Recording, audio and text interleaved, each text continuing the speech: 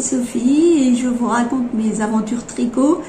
D'habitude, je fais un seul podcast, je filme en une seule fois où je vous montre ce que j'ai fait dans les dernières semaines. Et cette fois-ci, j'ai eu envie de tenter autre chose. Je me suis dit que là, vous avez vu la vidéo il y a 6 jours à peu près, la dernière vidéo. Je l'avais tournée un petit peu en avance. Je crois que j'avais tourné le samedi et vous avez eu la vidéo le jeudi. Et là, on est le mercredi 12 mars, ou 12, je ne sais plus, le mercredi d'après. On est donc le mercredi d'après. Sinon, à part ça, ce que je porte, c'est mon pull serpillière version numéro 2. Si vous n'avez pas vu la vidéo et si ça vous intéresse, vous pouvez aller la voir. Je vous mets la suggestion de la vidéo où je le détaille. C'était un pull fait par mes soins, sans patron, à plat et en couture. Et en fait, je lui avais redonné de la fraîcheur à la fin de l'hiver. Je l'avais tout passé au cleaner pour enlever les grosses peluches. Pour enlever les peluches tout court. Les bouloches. Et j'étais contente, à la fin de l'hiver, il était beau. Enfin, quand je l'ai ressorti, là, au début d'hiver, il était tout beau. Sauf que à peine je l'ai remis une ou deux fois. Et il s'est retrouvé encore plus bouloché qu'il n'était avant que je passe le cleaner. Le cleaner, vous savez, je ne l'ai pas sorti des cartons du coup. Il n'a pas passé le déménagement. Je n'ai pas eu envie de le réutiliser. Je pense que je ne réutiliserai pas. Peut-être pour les tissus synthétiques. Enfin, du commerce, peut-être que ça passe, mais pas pour des pulls en laine. Parce qu'en fait, le cleaner, donc c'est... le truc à la main là, où vous avez une brossette et vous pouvez mettre des lames dessus pour choisir comment, si vous voulez, pour les petites bouloches ou pour les grosses bouloches. Et en fait, le truc, c'est que ça tire les fibres. Quand vous le passez, voilà, ça tire les fibres. Donc, ça coupe réellement les bouloches. Oui, mais déjà, j'y ai passé un temps fou. C'est long, c'est très long à faire, je trouve, personnellement. Et ça tire les fibres. Et donc ce pull avait réellement un petit halo derrière, alors qu'à la base la laine n'était pas forcément censée en avoir. Et en fait il a rebouloché immédiatement. Donc je ne le réutiliserai pas. Pour ma part, peut-être que vous en êtes satisfait, mais je préférais vous donner ce retour. Je sais pas, je sais qu'il y a eu pas mal de youtubeuses qui ont utilisé ce cleaner. Je crois pas avoir vu de retour sur l'utilisation de ce produit. Moi je préfère, voilà, je vous donne mon expérience. Je l'ai fait que sur celui-ci parce que ça m'avait fait tellement mal aux bras, aux mains, tout ce que vous voulez, que j'en ai pas passé d'autres. Et je me dis que c'est pas plus mal parce que je vais pas le réutiliser. Je vous dis ça, voilà, ça tire les fibres et avant de les couper. Donc je pense qu'un petit rasoir électrique ou rasoir main, ou avant je faisais tout bêtement, je faisais avec des ciseaux. Voilà, je coupais au plus proche avec des ciseaux. C'est un peu risqué, mais pour enlever les plus grosses, ça va quoi. Donc voilà, c'était le petit retour sur le glider. Je me suis dit que ça serait bien de venir vous montrer où j'en étais, là, ce que j'avais avancé en 10 jours, d'autant plus que j'ai du nouveau sur mes aiguilles. Et comme ça, on verra, je reviendrai dans quelques semaines et on refera le point sur mon avancée avant de mettre en ligne ce podcast qui ne sera ni un vlog ni un podcast. Finalement, je ne sais pas trop. Voilà, ça sera entre les deux. Donc dans la dernière vidéo, je vous avais quitté avec un pull, le Chantal Sweater. Alors je vous montre vite fait. Alors, je vais pas tout redétailler. J'ai eu plusieurs vidéos déjà, enfin les deux dernières en parlaient, notamment la première où j'ai pas mal détaillé, je crois, la façon dont est monté ce pull. Et d'ailleurs c'est une façon, un montage qui provoque une mer de fil à rentrer. C'est une construction super sympa, mais il y a des fils à rentrer de partout. Donc, bref. Voilà où j'en suis. Alors, attendez. Voilà comment j'ai avancé le corps. J'espère que vous avez vu. Moi, je n'ai plus rien vu du tout. J'avais mis... Donc ça, c'est le devant. Et dans le dos, j'avais mis un petit marqueur ampoule.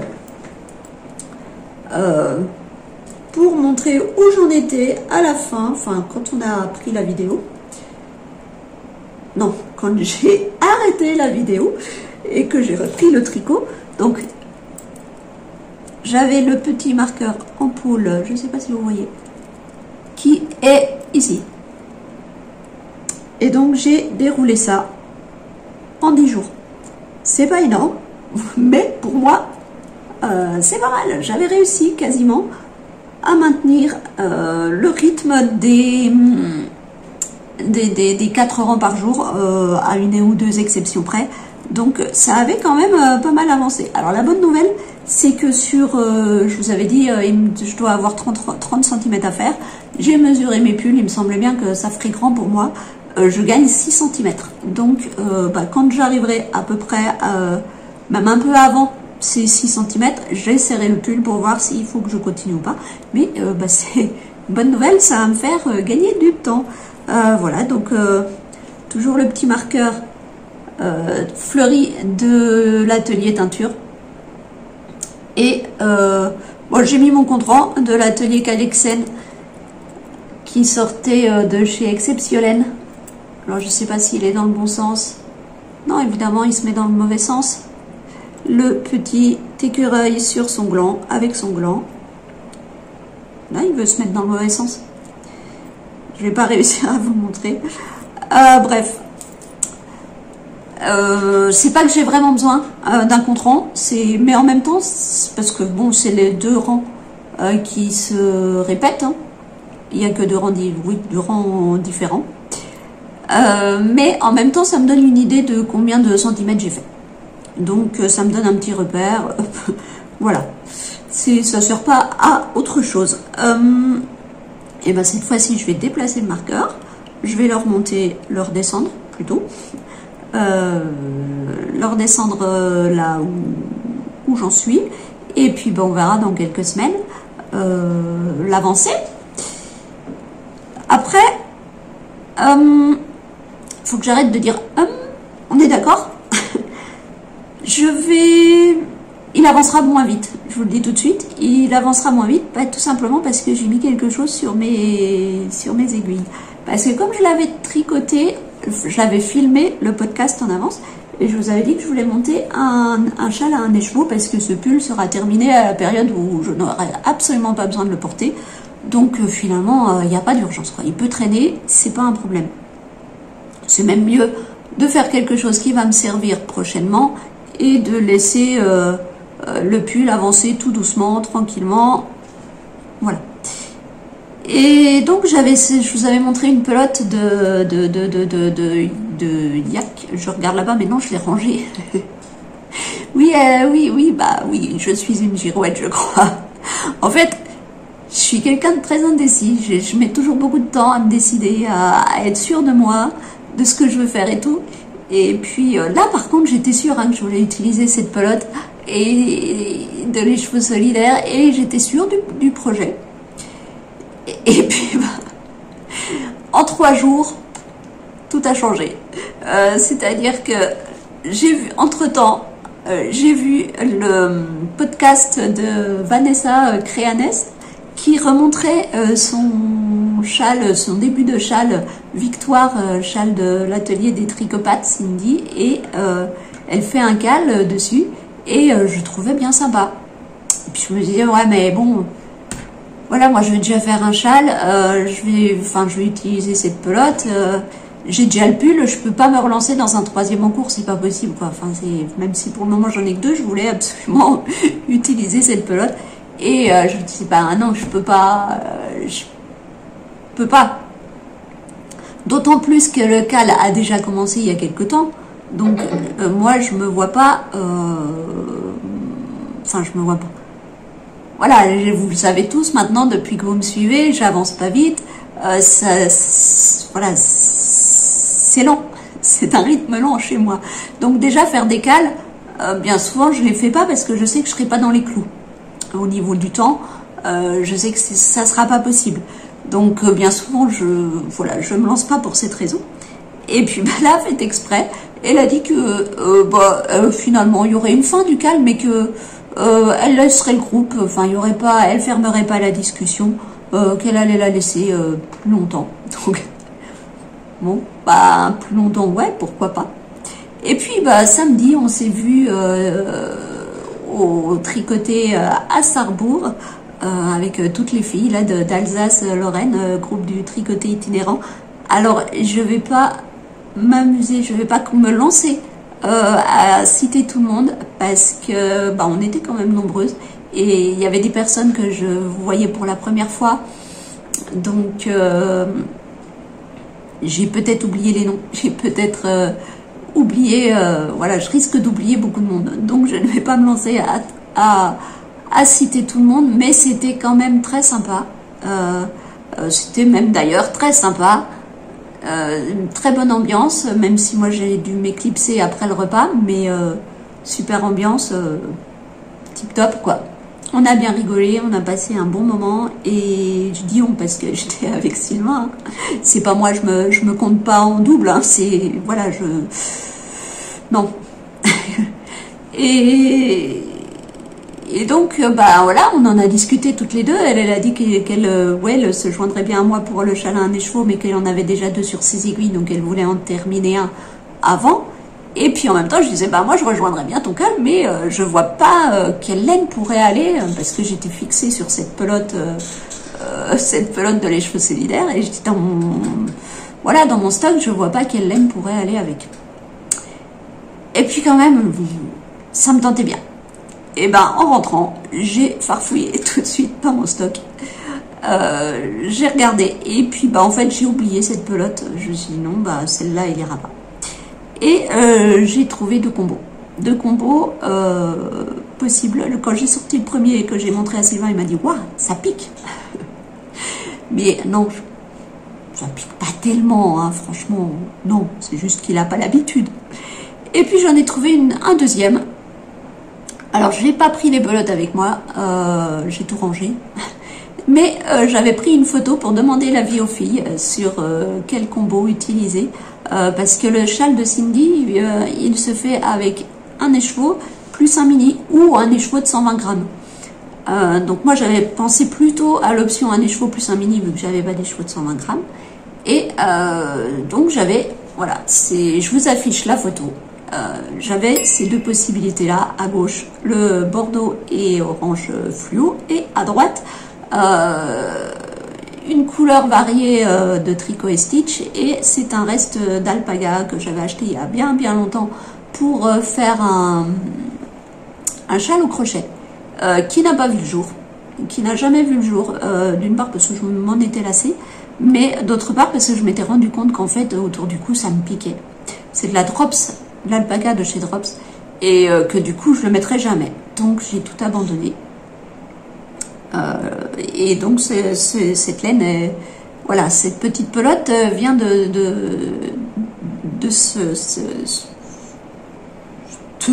comment on dit, de ce projet avorté, c'est mieux, de ce projet avorté. Mais donc ça me gênait un petit peu dans le sens où je me dis si ça me piquait, là ça va me piquer aussi, il y a quand même de grandes chances. Mais comme c'est à utiliser en toute petite quantité, bon peut-être que ça aurait été. Et surtout la laine de Tricot et Stitch variée, là comme sur le châle on a des parties de jersey endroit, je me suis dit que ça mettrait vachement la laine en valeur, ça serait vachement sympa. J'ai demandé sur le groupe des filles, j'ai demandé aux filles sur le groupe ce qu'elles en pensaient. Je leur ai montré quand même 2 combos, elles ont réussi à m'en sortir 4. À me donner des avis pour 4 combos avec les 4 pelotes que je leur ai montré. Donc, merci les filles, ça m'a beaucoup aidé. Sans vous, je sais pas comment j'aurais fait. Enfin bref, du coup, j'ai laissé moi passer la nuit. je me dis, on dit toujours que la nuit porte conseil. J'avais une idée. Dans la soirée, l'idée se renforçait quand même pas mal. Et le lendemain, je me suis dit, ouais, c'est sûr, je vais choisir ça. Donc, le combo gagnant est ce Bordeaux. Alors, je ne sais pas si vous le voyez bien. J'espère. Après, vous voyez, hein, rien d'étonnant. Je porte mon pull. Le Bordeaux rouge foncé, c'est quand même une couleur que j'ai l'habitude de porter. Donc, on sort du bleu. Ce Bordeaux et avec... Donc ça c'est une pelote, un cake de Célène que j'avais acheté à Exceptiolaine en 2023. Je pense que c'est du 75%, non c'est faux, c'est du 100% Merino Superwash.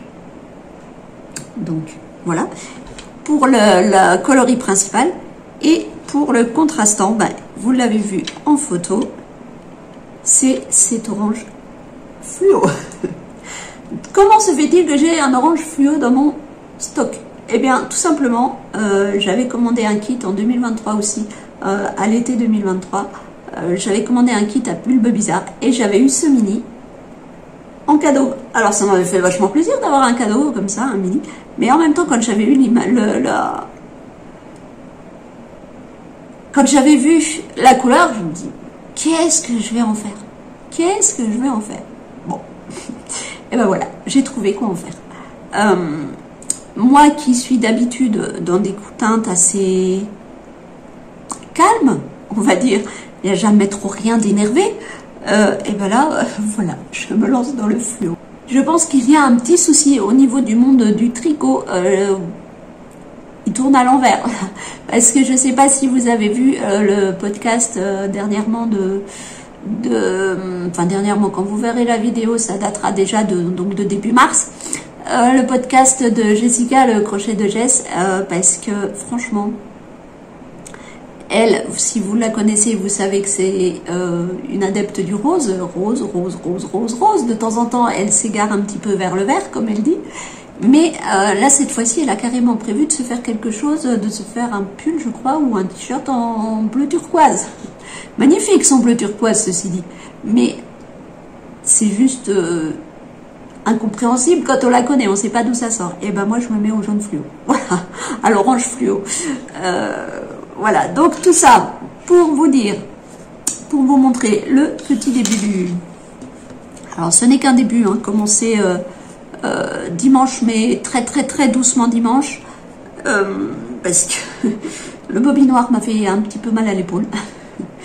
Et je me voyais mal dire, parce que moi, mon étendard, pas le bobinoir, oui, mais l'autre, le parapluie là, moi c'est Sylvain le parapluie. Je me voyais mal lui dire, bah vas-y, reste comme ça debout, les bras écartés pendant un quart d'heure, je repose le bras, je recommence après. On va peut-être pas abuser, hein. Donc j'ai terminé le bobinage et oui, après j'avais un peu mal à l'épaule, donc j'ai pas abusé. Après j'ai repris doucement. À mon rythme. Et donc voilà le début du châle.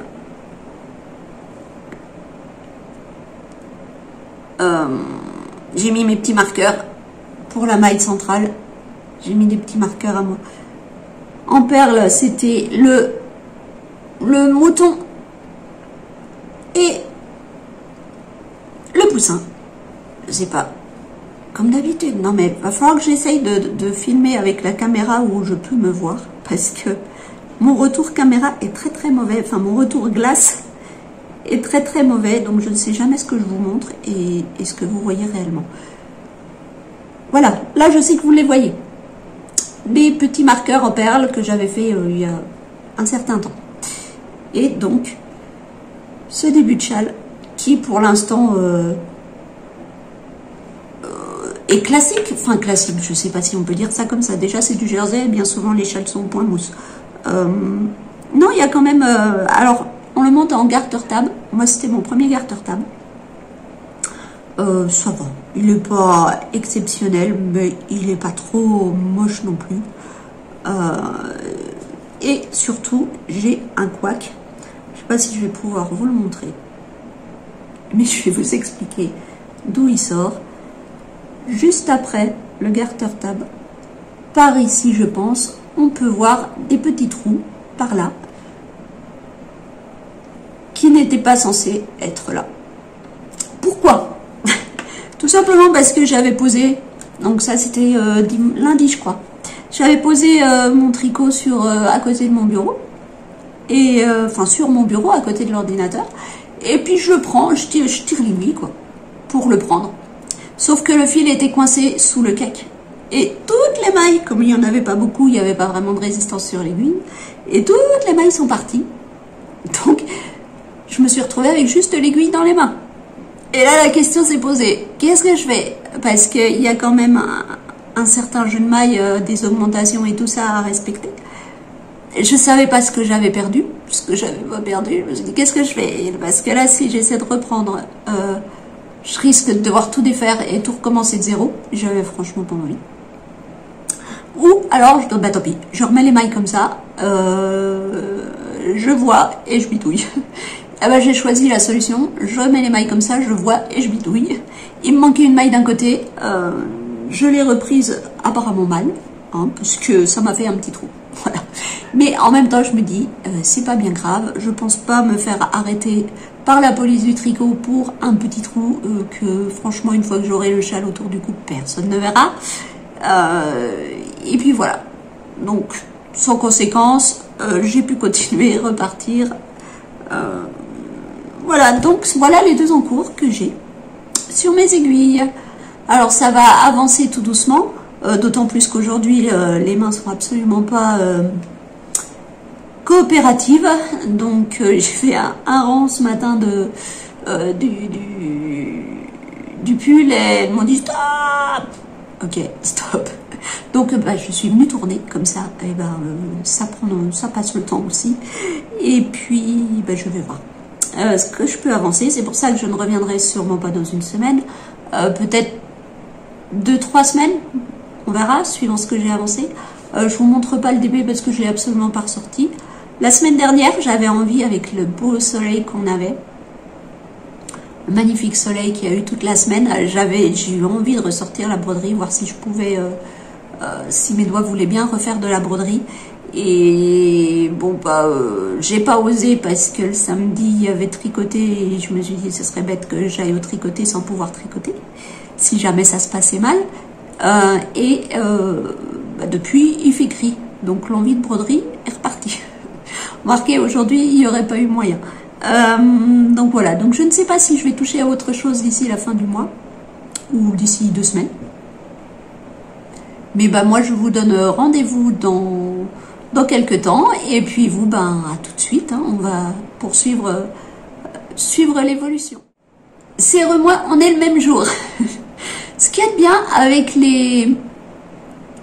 en disant que je vais filmer comme ça plusieurs fois, c'est que si j'oublie de vous parler de quelque chose, eh ben, je peux revenir. Ça me laisse 15 jours pour m'en souvenir et revenir. Non, mais là, on est le même jour, c'est juste que j'avais oublié une petite chose, un petit aparté comme ça. J'avais dit à Sylvain, il y en a qui font le challenge 2025 grammes, donc réduire leur stock leur stock de 2025 grammes de laine cette année. Puis il m'a regardé, il dit, enfin voilà, je dis bah déjà moi, pour ma part, si j'arrive à faire 2025 mètres de laine, ce sera peut-être déjà bien, hein, on va peut-être pas forcer plus loin. 2025 grammes, bon, si je prends toutes les plottes pour la couverture et tout ça, évidemment, je les ai. Mais sinon, si je prends que les écheveaux, je suis même pas sûre de les avoir. Donc, bref, c'est pas pour ça que j'ai dit, ouais, 2025 mètres. Et du coup, je me suis dit, ça serait peut-être sympa, ça serait peut-être marrant. Là, vu qu'on était encore, on était au mois de février, je me souviens encore de ce que j'ai fait. Ça serait peut-être marrant de noter justement pour moi, pour voir réellement ce que je tricote dans l'année. Et j'ai calculé. Donc nous avons une chaussette. Bon, je l'ai commencé autour du 25 décembre, mais j'ai quasiment rien tricoté pendant les fêtes, donc on peut la compter quasiment du début d'année. Un bonnet. Et donc le début de ce pull. Pour l'instant, le pull, j'ai deux pelotes de chaque d'utiliser. Et quand je cumule le tout, je suis déjà à 1098 mètres. Alors certes, ça triche un peu. Hein, je triche un peu parce qu'en doublant la laine, forcément, je double le métrage. Donc, voilà, je trouve personnellement que c'est un peu triché. Mais si j'enlève, si je compte un seul métrage, ça fait, j'enlève 450 mètres. Donc 1098 moins 450, ça fait un certain nombre. Ça fait du quoi, du 600 et quelques, 650 à peu près, on va pas chipoter. Donc sachant qu'on est pas encore mi-mars, bah, c'est déjà pas mal. 650 mètres, il y a des chances que j'arrive à faire les 2000 mètres dans l'année. À voir. Alors si je compte les deux pelotes, oui c'est sûr. Mais sans les deux pelotes, si j'en enlève une des deux, on sait pas. On verra. Bah voilà, cette fois, la petite anecdote est passée. J'ai pensé à vous la caser. C'était le petit aparté que je voulais refaire avec vous. Donc, bah écoutez, pour vous, à tout de suite. Et pour moi, à dans quelques semaines. On est le mardi 25 mars. Donc, tout pile 2 semaines après la dernière petite vidéo que je viens de vous insérer. Et donc, bah, je viens vous présenter mes avancées et ce que j'ai pu faire pendant ces 15 jours. Alors, il n'y a pas de grande surprise. Le pull, comme prévu, a ralenti. Mais ça, c'était prévu, comme je vous l'avais dit. Et il y a même des chances qu'il continue à ralentir. Donc, le petit pull, toujours le même, toujours le Chantal Sweater. Je suis, voilà, je vous le montre sur côté envers. Comme ça, c'est plus sympa. Je vous montre le dos. De toute façon, c'est la même chose. Enfin, l'encolure est forcément un peu plus creusée devant. Donc, voilà tout ce qui reste, tout ce que j'ai fait de ce pull. Pour la hauteur, donc j'espère que tout était dans le cadre. Pour la hauteur, j'en ai fait, j'avais mis un petit marqueur ampoule qui est là. Donc, j'ai fait ça. Voilà. Je pense qu'il y a à peu près 6 à 7 cm. Ouais, peut-être 6,5 cm. Donc, comme prévu, bah, il n'y a pas le centimètre par jour. Hein. Je suis plus proche de la moitié et encore. Ça a un peu diminué. Même pas complètement la moitié, tout simplement. Parce que je préfère prioriser le châle, parce que bah, le châle me servira, le pull ne me servira pas avant l'automne prochain. Donc soyons un peu logiques, plutôt que de finir le châle cet été quand il ne me servira plus non plus, autant prioriser le châle. Qu'est-ce que je voulais vous dire d'autre? Il doit me rester à peu près une petite dizaine de centimètres à faire. Donc, bah, ça pourrait être terminé très vite, mais en fait, ça prendra plus de temps. Pourquoi? Parce que, bah, voilà, je vous avais déjà dit que j'avais envie de voir si la broderie, je pouvais en faire ou pas. Si de nouveau, je pouvais reprendre une aiguille aussi fine et broder. Et bah, j'ai essayé. Alors, ça, je vais vous montrer. En fait, je pensais faire, j'avais envie de faire broderie point de croix.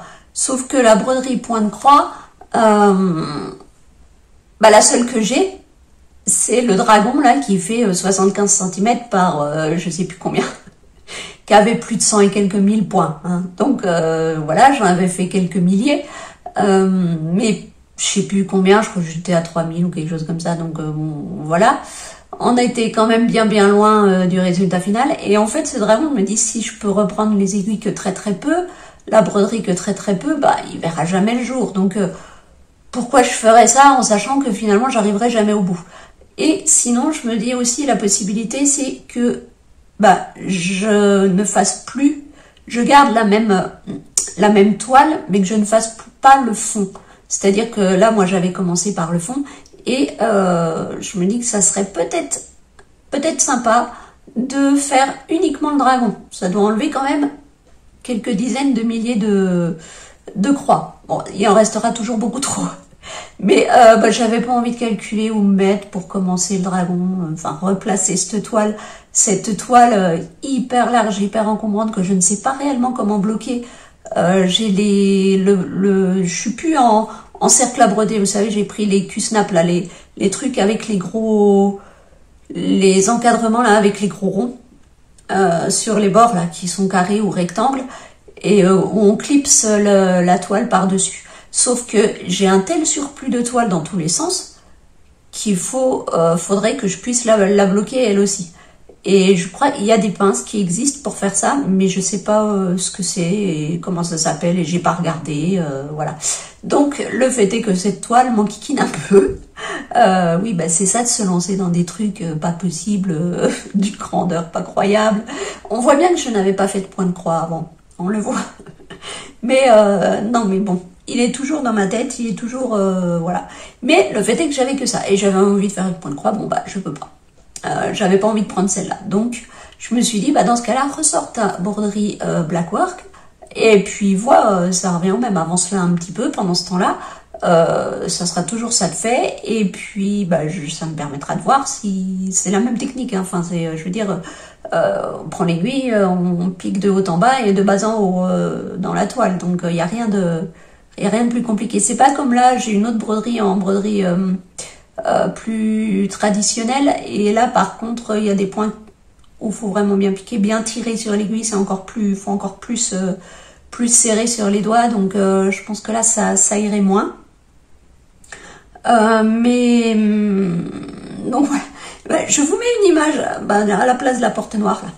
Je vous mets une image de là où j'en étais la fois d'avant, avant de la reprendre cette fois-ci là. Et je vous montre ce que j'ai fait.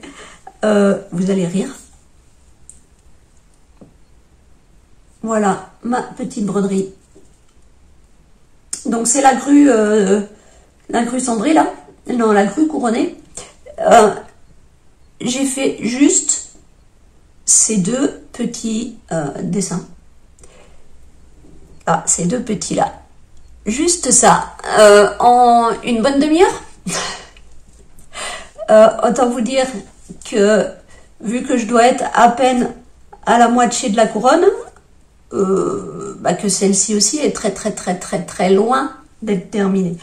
Alors, j'ai bien aimé, j'ai mis aussi beaucoup de temps parce que me repérer sur le diagramme pour voir par rapport où j'en étais, déjà ça a mis un certain temps.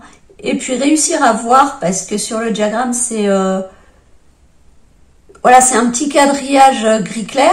Et puis là, vu que c'est un fil métallique doré, ça me fait des toutes petites lignes, enfin au lieu que le quadrillage soit gris clair, il est jaune mais assez pâle. Et du coup, j'ai du mal à voir, autant quand c'était le noir, quand c'était gris, je voyais très bien ce qu'il fallait que je fasse. Là, j'ai vraiment du mal à voir. Je sais pas si j'avais peut-être plus assez d'encre dans l'imprimante, ou il y a peut-être eu un problème au moment de l'impression. Mais j'ai du mal à voir, tout simplement. J'ai du mal à voir où j'en suis, ce que je dois faire. Donc ça déjà, ça a pris pas mal de temps. Et puis rien que le fait de faire, hein, celles qui font de la broderie savent que la broderie ça prend du temps. Et puis voilà. Donc malgré tout, après cette demi-heure, les doigts m'ont dit ouais, ok, mais pas plus. Donc pas plus. Par contre, du coup, le temps où je fais de la broderie, c'est du temps de tricot en moins. Et devinez qui c'est qui en pâtit, c'est le pull.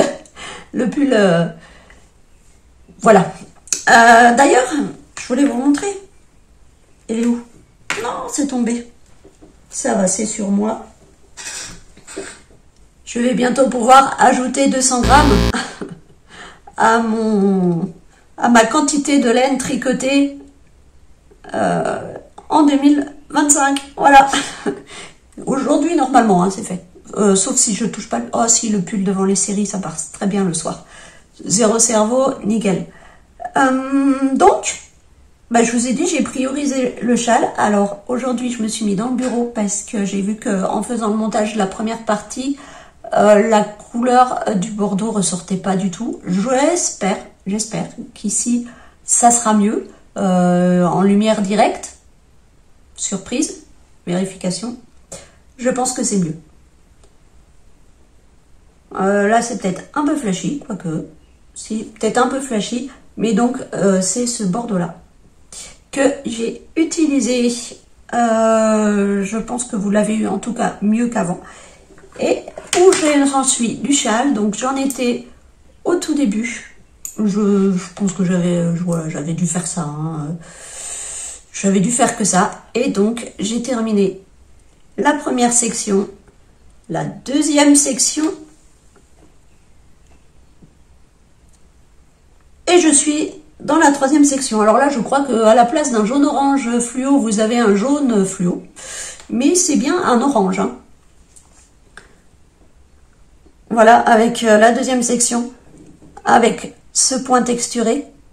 C'est vraiment sympa à faire. Et donc, il me reste juste un rang avant de continuer la deuxième section. Et il commence à y avoir pas mal, la deuxième, la quatrième section. Et il commence à y avoir pas mal de mailles sur ce petit projet qui s'enroule là.